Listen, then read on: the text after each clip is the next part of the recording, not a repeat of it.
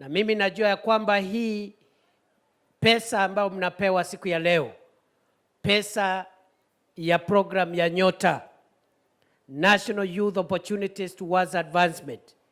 Hii program imeundwa na serikali kusaidia vijana ambao labda hawakusoma sana, lakini wako na maarifa ya kufanya biashara. Kwa sababu kuna wale wamebarikiwa njia ya masomo, wengine wamebarikiwa kwa mambo ya spoti na riadha, wengine wamebarikiwa na akili nzuri ya kufanya biashara.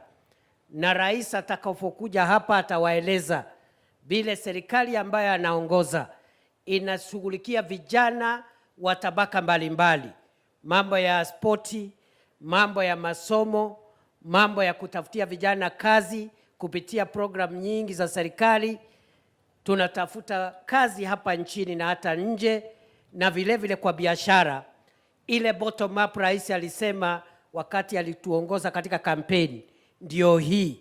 Mtu ambaye hana hata shilingi moja ya kufanya biashara anapatiwa 50,000 startup capital ya kuanza biashara.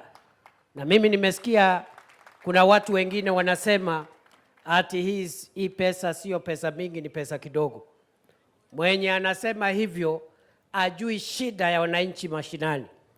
Na wenye wanasema hivyo wengi wao wamekuwa viongozi wakuu serikalini, na hakuna program hata moja wamesaidia ya kuletea vijana wa Kenya pesa.